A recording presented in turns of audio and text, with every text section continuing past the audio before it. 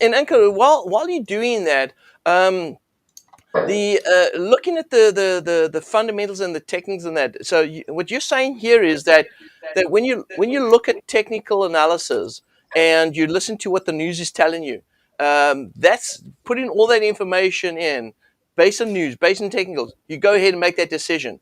So I've got the final thing here. What is that final decision maker? Because there's got to be like something that says, okay, this is a go. Is it because of the way the technical set up, or is it because of the way the fundamentals are coming out? What is the decision that you make to make that final decision? I'm a newer trading session trader, so most of the releases that are coming out are that are influence and impact the market at the open at our 8:30. So I do not trade news.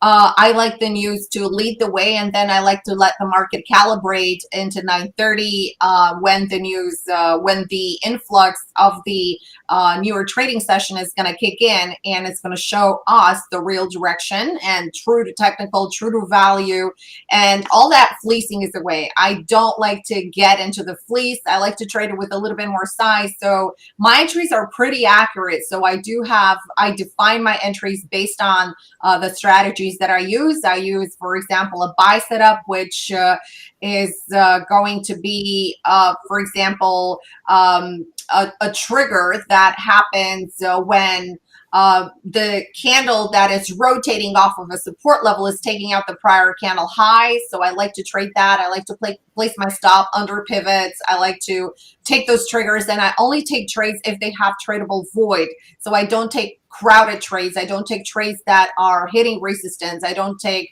I like to take trades that are really clear. I don't take a lot of trades every single day. So basically, and mainly I only trade 2 hours a day, like I said, and pretty much I take from 1 to 3 day trades a day. Okay. That's my limit. That's my budget, and those are my bullets for the day. I allocate every single day for my position sizing. I allocate about 3 to 4 trades every single day. That's it. Okay, well that's good. You've got a good trading strategy, and also in your trading strategy, do you have a sort of a limit to if you've taken 3 trades for the day and those 3 trades are not positive for that day, do you have a limit and say, hey, that's it, I'm just doing the 3 trades, I'm not going to overtrade today, it is what it is, the market took it from me today, but tomorrow I'll come back and fight again? Absolutely. So I risk 1% of my account size on all the trades, and I use 3 to 4 trades a day, typically. So, for example, if I have 3 losing trades, I quit for the day. For example, if I have 3, let's say, winning trades, I keep on going. So if the market provides that is into a trend, and the market provides that it has velocity, then I may go in the market again, but I'm not going to risk more than 1%. So I'm risking 1% on all the trades. So I'm being very consistent. Stops and targets. Do you have like a sort of you mentioned you trade 1% of your equity in each trade. Um, Right. so is that 1% being calculated, because a lot of traders struggle with this part, and they struggle to be able to work out exactly how many contracts there or lot sizes they can trade based on their risk. Now you're a manual trader, so you don't have this automated. So you have to go ahead and do this on your own. You go ahead and calculate and say, all right, 1% is my Right. risk. This is where I want to put my stop loss. I need to calculate how far my stop loss is and take that and build it into the equity and say, that's my risk that I'm going to go allocate towards a trade, correct? Exactly. That's exactly what I do. So I do recommend traders that are new. And I have to say, like, I have been doing this for such a long time. I do have a template sheet because I do run a trading room. So I have a template sheet. And what I do is I have it on my desk. And when I have a position that is coming up, I just look and see, what the size, what is the appropriate size that I need to use. And I use the same size on all of my trades. So that's super easy. So instead of using a calculator, because in day trading, things may be moving super, super fast. And you really want to make sure that you're right on it, because I use limit orders. I don't just jump in trades. So I wait a lot for my setups to form. And when they form, I'm pretty much sure of my entry price, my stop price, and my targets well ahead of my position sizings. And then the missing piece comes with position sizing, knowing when my stop is, where my entry is. Based on that, I decide my position size. So that's the last piece of information. And what I like to do is, for example, I mentioned in Bitcoin that I see like a couple of targets or 3 targets at least to get the trade started. What I like to do is I like to scale out into targets. So for example, if I buy it now because it's based on, let's say, a medium-term trade, or let's say a swing that is going to be happening in the next 24 hours, I would like to enter with half of my position.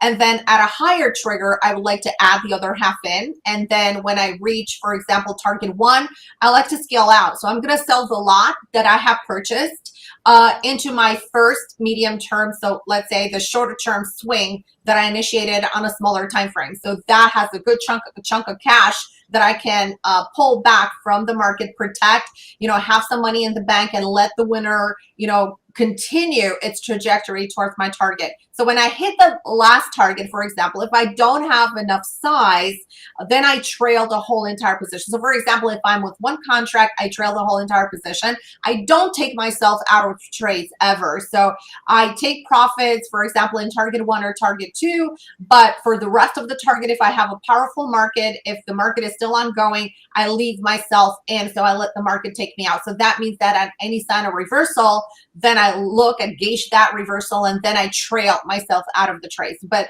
I'm always keeping my last lot for the possibility of a home run, because you never know when you're going to get it. Yeah.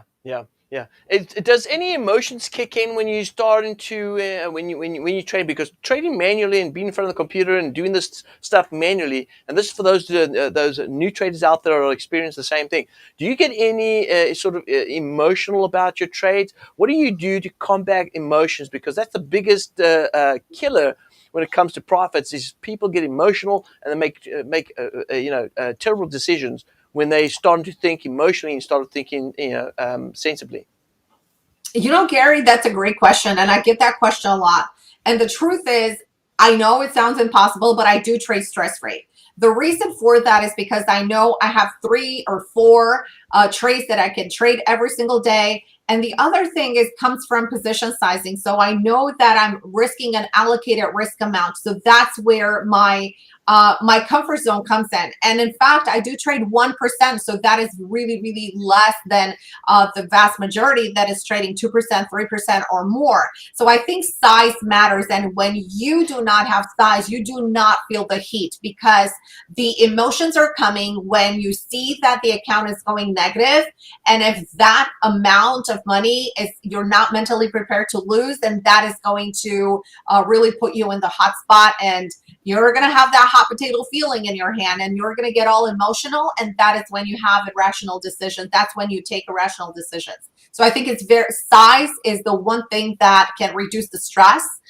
Definitely there are going to be emotions involved because it's trading, but the emotional level is the emotional level is not going to affect the decision level. So this comes from size. I am more than certain that in every single case, if you ask traders why do they get emotional, is because they are overloaded in one trade. They want to make all their money in one trade. Well, trading is a marathon. It's not a sprint. So it's always, easier to have a small piece of the pie and safer than to have the whole pie all at once.